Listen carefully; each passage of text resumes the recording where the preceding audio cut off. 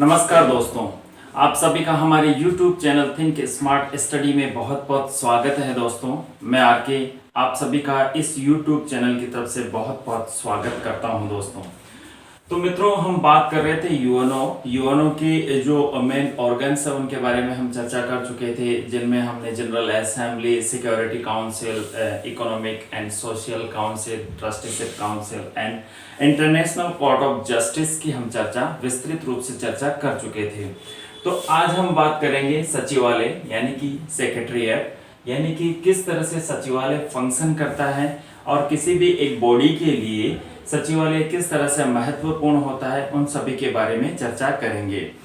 आप सभी political science से संबंध रखते हैं और जो पॉलिटिकल साइंस से संबंध भी नहीं रखते हैं उनके लिए भी ये कोई मुश्किल विषय नहीं है, क्योंकि ये प्रैक्टिकल सब्जेक्ट है और कहीं ना कहीं ये चीज़ें हमें आम जीवन में देखने को मिलती है। आप केंद्र सरकार की बात कर लीजिए या राज्य सरकार की बात कर लीजिए, जो सभी सरकारें हैं यानी कि जो पॉलिटिकल पार्टीज है या पॉलिटिकल पार्टी जो सत्ता में आती है वो किसके माध्यम से कार्य करती है? सचिवालय के माध्यम से ही अपने कार्यों को एग्जीक्यूट करती है। ठीक है, तो बस वही बात है। सचिवालय का हम अगर हिंदी अर्थ देखते हैं तो सचिव प्लस आलय, यानी कि जहां पे सचिव का घर है या जहां सचिवों का रहवास होता है उसे क्या कहा जाता है? सचिवालय कहा जाता है। ठीक है, तो हम बात करते हैं यूएनओ के सचिवालय की। तो सबसे पहले हम बात कर लेते हैं कि यूएनओ के सचिवालय का उल्लेख क्या यूएनओ चार्टर के किसी चैप्टर में भी है? हाँ बिल्कुल है। तो यूएनओ चैप्टर जो है, यूएन चैप्टर के 15 में इसका उल्लेख है। और चैप्टर 15 की कौन से आर्टिकल है? ये आर्टिकल में ये 97 से 101 तक इसका उल्लेख है। ठीक है, यहां तक आपको क्लियर हो गया होगा कि चैप्टर 15 में सचिवालय और चैप्टर 15 के आर्टिकल 97 से 91, यानी कि चैप्टर 15 कहां से स्टार्ट होता है? आर्टिकल 97 से शुरू होता है और 101 तक ये चलता है। ठीक है दोस्तों, टोटल चैप्टर्स आप पता ही है आपको, 19 चैप्टर है और 111 क्या है इसमें टोटल इस चार्टर में आर्टिकल है। ठीक है, तो हम बात करते हैं कि सचिवालय का जो गठन होता है वो किस तरह से होता है। तो गठन की हम बात कर लेते हैं। सचिवालय के गठन की, यानी कि जो यूएनओ का जो सचिवालय है उसका गठन किन किन से मिलकर होता है। ठीक है, तो सबसे पहले हम सचिवालय के प्रमुख की बात कर लेते हैं। तो यूएनओ का जो प्रमुख है, यानी यूएनओ सचिवालय का जो प्रमुख है वो कौन है? प्रमुख या कह सकते हैं हम मुखिया, वो कौन होता है? मुखिया ये होता है महासचिव। कौन होता है? महासचिव इसका मुखिया होता है। और वर्तमान में कौन है? एंटोनी गुतेरेस, जो कि पुर्तगाल से संबंध रखते हैं। तो वही क्या है? यूएनओ के महासचिव है, यानी कि जिसको हम पढ़ने जा रहे हैं वो एंटोनियो गुतेरेस ही महासचिव है और उसी सचिवालय की हम बात कर रहे हैं। ठीक है, तो इस महासचिव की नियुक्ति कैसे की जाती है, यानी कि जो वर्तमान में एंटोनियो गुतेरेस है उनको किस तरह से नियुक्त किया गया है, वो सब हम उसके बारे में प्रोसेस डिटेल से समझते हैं। कि जो सुरक्षा परिषद है, सुरक्षा परिषद की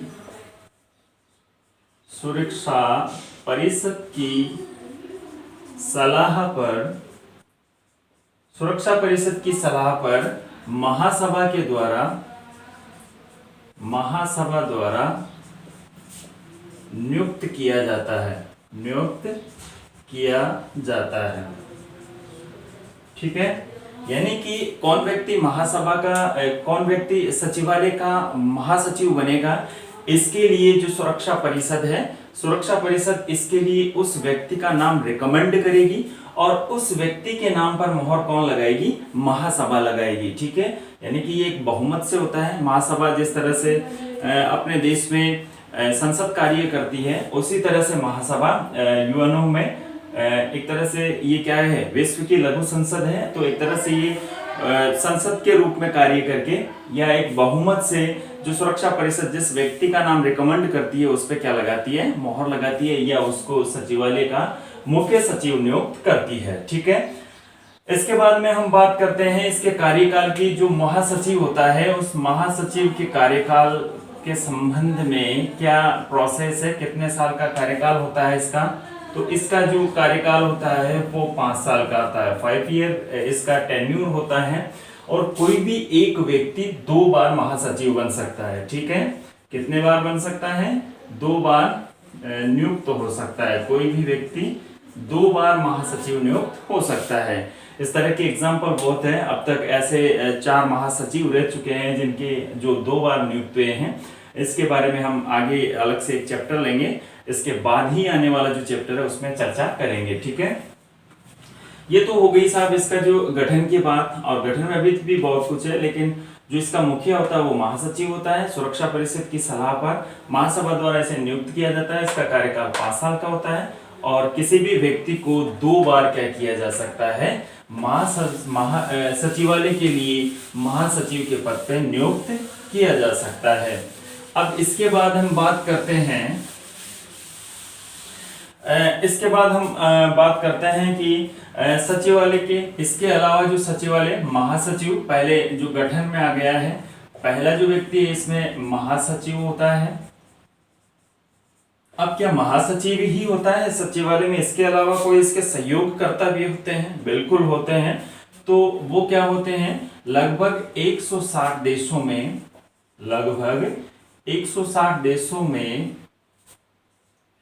यूएनओ के कार्यालयों में कार्यरत 8,900 कर्मचारी। ठीक है, ये भी इसके किसके हैं, सचिवालय के अंग है। 160 देशों में यूएनओ के जो कार्यालय बने हुए हैं, जैसे भारत में नई दिल्ली में यूएनओ का प्रतिनिधित्व करने के लिए एक कार्यालय बनाया हुआ है, या यूएनओ के बीच और भारत सरकार के बीच एक कम्युनिकेशन स्थापित करने के लिए हर राष्ट्र जो इसके सदस्य राष्ट्र हैं उन सदस्य राष्ट्रों में अधिकांश में इसके कार्यालय हैं। तो यूएनओ के कार्यालय में कार्यरत 8,900 कर्मचारी। ठीक है, ये इसके हिस्से हैं। और इसके अलावा तीसरी जो बात है इसके गठन में, इनकी जो इन सदस्यों की जो जवाबदेही है, यानी कि किसी भी देश में ये कार्य करो, लेकिन इनकी जवाबदेही किसके प्रति होती है, कर्मचारियों की जवाबदेही सिर्फ यूएनओ के प्रति होती है। यूएनओ के प्रति इनकी जवाबदेही होती है। ठीक है, इसके बाद तीसरे नंबर की हम बात करते हैं तो इनके शपथ का भी कोई प्रावधान है, यानी कि जो सचिवालय का जो गठन है वो कुछ कर्मचारी और महासचिव के द्वारा मिलकर सचिवालय का निर्माण किया जाता है। ठीक है, और जो लगभग 8,900 कर्मचारी हैं। अब इन कर्मचारियों को क्या कोई शपथ भी दी जाती है? तो बिल्कुल दी जाती है। और इनको शपथ ये दिलवाई जाती है कि आप किसी भी राष्ट्र या किसी जो बाह्य संगठन है या गैर संगठन है, उस संगठन के किसी भी व्यक्ति से आप प्रभावित नहीं होंगे और बिल्कुल निष्पक्ष होकर यूएनओ के प्रति अपनी सेवाएं देंगे। इस तरह से इनको एक शपथ दिलाई जाती है। और उसी तरह से आर्टिकल 4 जो 4 नंबर की बात करते हैं, तो आर्टिकल 100 जो यूएन चार्टर का जो आर्टिकल 100 है वो भी इस संबंध में कुछ कहता है। वो ये कहता है कि जो भी सदस्य राष्ट्र हैं वो सदस्य राष्ट्र एक शपथ लेंगे, और वो शपथ क्या है कि वो किसी भी तरह से यूएनओ के किसी कर्मचारी या महासचिव के कार्यों को प्रभावित नहीं करेंगे, यानी कि उन्हें निष्पक्ष कार्य करने के लिए प्रोत्साहित करेंगे और किसी भी तरह से उनके कार्यों में वो हस्तक्षेप नहीं करेंगे। ये राष्ट्र के लिए क्या है, वचनबद्धता है। ये आर्टिकल 100 में ऐसा लिखा हुआ है। ठीक है, प्रत्येक सदस्य का इसके बाद में जो सदस्य राष्ट्र हैं, यानी कि नंबर 5 में सदस्य राष्ट्र में जो प्रत्येक सदस्य राष्ट्र है उसमें एक अध्यक्ष होगा, यानी कि एक अध्यक्ष होगा जो यूएनओ का उस देश में क्या करेगा, प्रतिनिधित्व करेगा। और तथा एक क्या होगा वहां पे, उप महासचिव होगा। ठीक है, एक अध्यक्ष होगा और एक क्या होगा, एक उप महासचिव होगा। ठीक है दोस्तों, सदस्य राष्ट्रों में एक अध्यक्ष और एक उप महाध्यक्ष होगा, उप महासचिव होगा। और इनकी जो नियुक्ति करता है वो कौन करता है? इनकी नियुक्ति महासचिव करता है। कौन सा? यूएनओ का महासचिव इनकी नियुक्ति करता है। और नियुक्ति के समय विशेष कुछ योग्यताओं का वो ध्यान रखता है। योग्यता के अनुसार योग्य व्यक्तियों को महासचिव नियुक्त करता है, तथा ऐसा भी वो विशेष ध्यान रखता है कि इन सभी में क्या हो? संपूर्ण राष्ट्र का, संपूर्ण विश्व का प्रतिनिधित्व हो। ठीक है, इन चीजों को भी वो विशेष तौर पर ध्यान रखता है। ठीक है, अब देखिए, अगर आप भारत के संदर्भ में इस बॉडी को जानना चाहते हैं तो इसके लिए वेबसाइट है in1.un.org। इस वेबसाइट पर आप जाकर इन सब के बारे में जान सकते हो कि वर्तमान में अध्यक्ष कौन है, यहाँ पे उप महासचिव कौन है।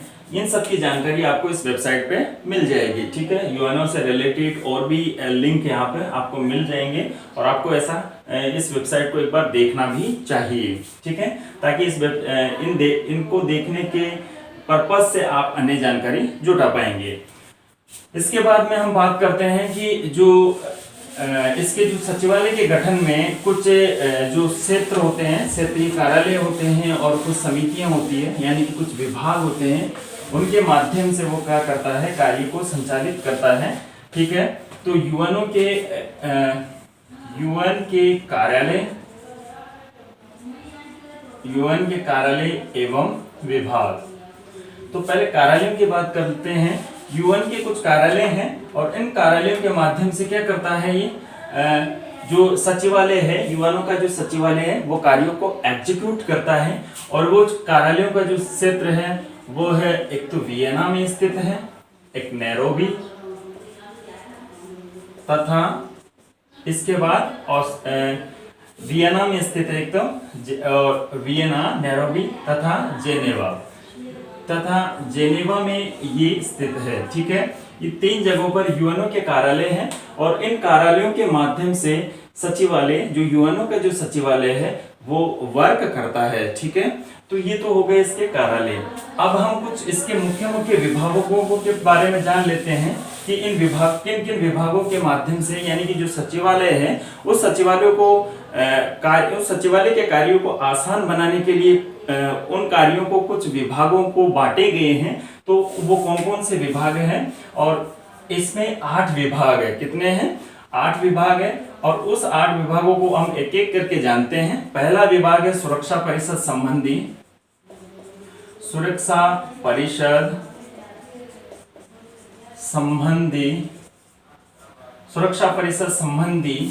कार्यों का विभाग, या सुरक्षा परिषद संबंधी विभाग, यानी कि सुरक्षा परिषद से संबंधित जो भी कार्य होते हैं, सचिवालय के जो भी कार्य होते हैं, वो सभी कार्य इस विभाग के द्वारा संपादित किए जाते हैं। दूसरा जो है आर्थिक विभाग है। आर्थिक विभाग यानी कि जो भी बजट से रिलेटेड है, या भी जो भी धन से रिलेटेड है, वो सारा कार्य ये विभाग देखता है। इसके बाद में सामाजिक कार्यों का विभाग, सामाजिक कार्यों का विभाग, तो जो विभाग समाज में किस तरह से लोगों के जीवन स्तर को उच्च बनाया जाए, उन सबसे संबंधित रिपोर्टों का लेखा जोखा ये विभाग करता है। और ये कहीं ना कहीं ये विभाग जो है वो आर्थिक एवं सामाजिक परिषद के संबंध में कार्य करता है। इसके बाद में जो चौथा विभाग है वो है न्यास एवं स्वशासी क्षेत्रों में सूचना विभाग। ठीक है, इंफॉर्मेशन डिपार्टमेंट है ये। न्यास एवं स्वशासित क्षेत्रों में किस तरह से सूचनाएं एकत्रित करना है, और किस तरह से यूएनओ से संबंधित सूचनाएं उन तक प्रेषित करनी है, उन सब से संबंधित कार्य ये विभाग करता है। 5वां है सार्वजनिक सूचना विभाग। सार्वजनिक सूचना विभाग यूएनओ जो भी कोई कार्य करता है या किसी भी कोई भी पॉलिसी बनाता है तो उसे वैश्विक स्तर पर किस तरह से प्रसारित किया जाए, कौन सी सूचना को न्यूज़पेपर में छपवाना है, कौन सी सूचना को न्यूज़ को देना है, वो सभी कार्य सार्वजनिक सूचना विभाग के जिम्मे होते हैं। ठीक है। नंबर 6 का जो विभाग है वो है सम्मेलन तथा सामान्य सेवा, सम्मेलन तथा सामान्य सेवा विभाग।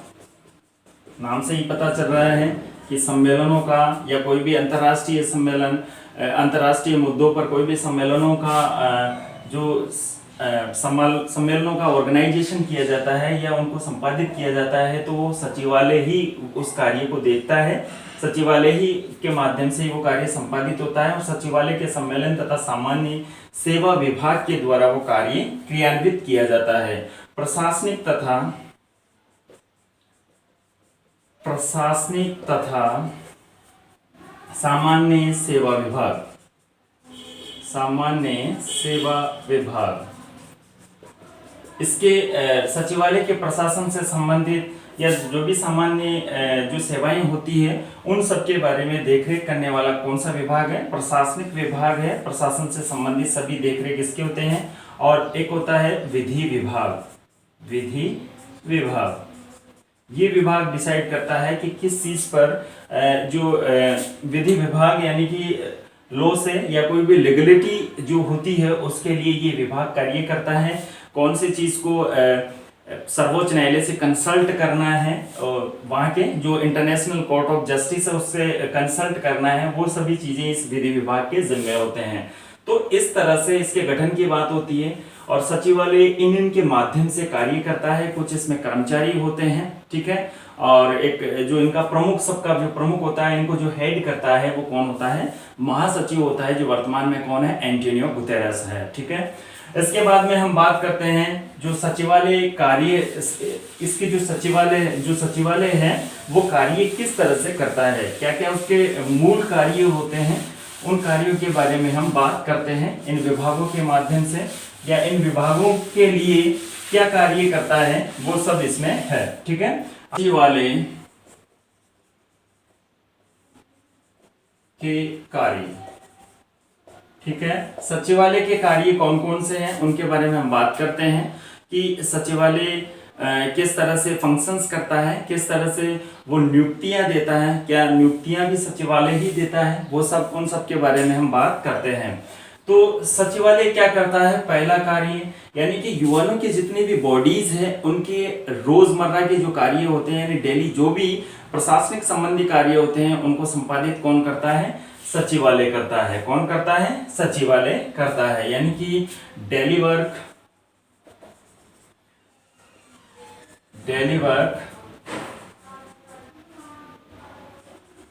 एग्जीक्यूट करता है। कौन करता है? Daily work execute of UNO organs, ठीक है। यूएनओ के जो ऑर्गन्स हैं उनके डेली के जो कार्य होता है उनको क्या करता है? ये एग्जीक्यूट करता है, ठीक है। और ये जो एग्जीक्यूट करता है ये कहां से करता है?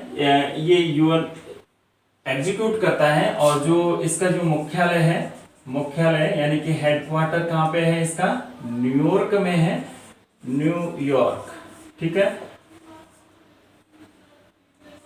न्यूयॉर्क में है। और इस न्यूयॉर्क कार्यालय के माध्यम से ये डेली वर्क को क्या करता है?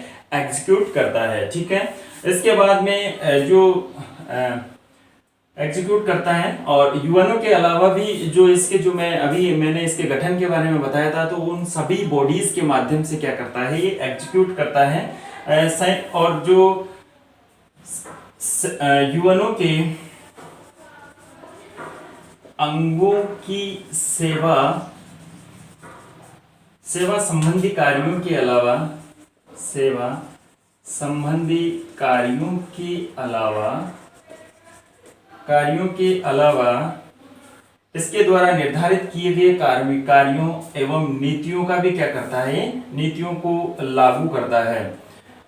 कार्यों के अलावा इनके द्वारा निर्धारित कार्यक्रम तथा कार्यक्रम तथा नीतियों को लागू करना। ठीक है, तो यूएनओ के जो अंग हैं उनकी जो सेवा संबंधी कार्य होते हैं, यानी कि उनके जो डेली के जो वर्क होते हैं, उसके अलावा भी क्या करता है ये, उनके द्वारा जो निर्धारित कार्यक्रम होता है उनको संपादित करता है, और उनके द्वारा जो नीतियां बनाई जाती है उनको भी क्या करता है, ये ग्राउंड लेवल पर एग्जीक्यूट करता है। चीज इसके बाद में जो इसका तीसरा कार्य है, ये अंतरराष्ट्रीय विवादों में क्या करता है, कौन, सचिवालय। सचिवालय अंतरराष्ट्रीय विवादों में क्या करता है, ये मध्यस्थता करता है, मध्यस्थता करता है।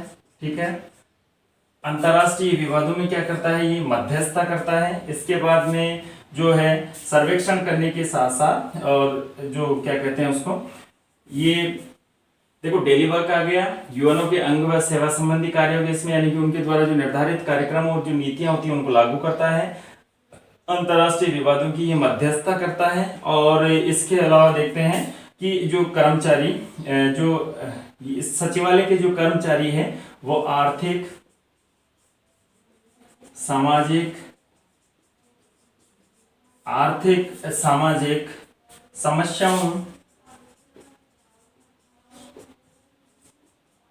समस्याओं तथा आर्थिक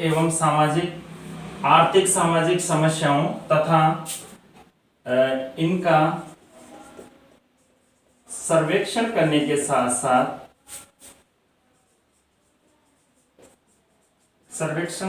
साथ साथ मानवाधिकारों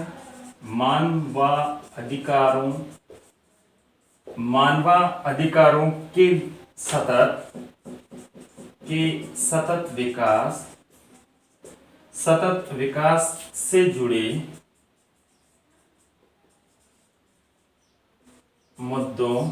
सतत विकास से जुड़े मुद्दों का प्रतिवेदन करता है। क्या करता है, प्रतिवेदन करता है।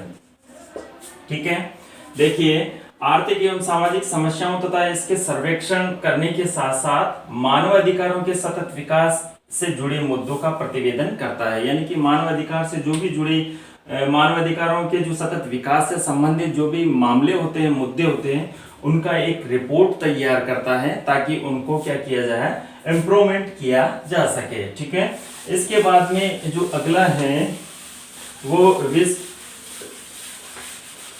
विश्वव्यापी मुद्दों, अगला कार्य क्या है इसका, विश्वव्यापी मुद्दों पर अंतरराष्ट्रीय सम्मेलनों, अगला विश्वव्यापी मुद्दों पर अंतरराष्ट्रीय सम्मेलन कराना। ठीक है, विश्वव्यापी मुद्दों पर क्या करवाना है, अंतरराष्ट्रीय सम्मेलन करवाता है ये। इसके बाद में जो अगला है, इन सभी सम्मेलनों से या जितने भी कार्य होते हैं उनसे संबंधित व्याख्यानों एवं प्रतिवेदनों को आधिकारिक भाषा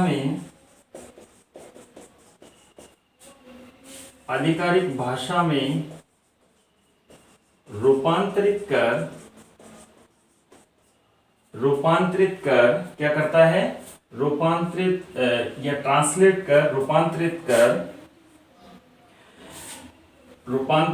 करना तथा वैश्विक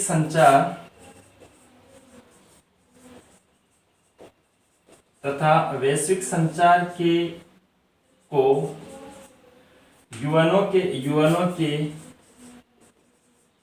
कार्यक्रमों की जानकारी देना।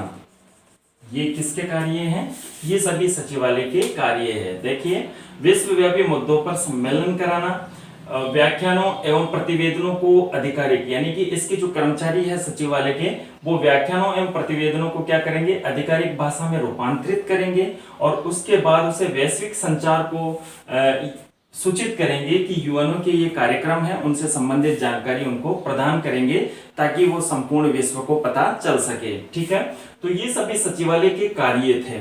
ठीक है, इसके बाद में हम पढ़ने वाले हैं महासचिव की क्या भूमिका होती है इसमें, और कौन कौन अब तक इसके महासचिव रह चुके हैं, इन सब के बारे में हम अगली क्लास में अध्ययन करेंगे। ठीक है, तो आज के लिए इतना ही दोस्तों। बहुत बहुत धन्यवाद आप लोगों का। Thank you very much.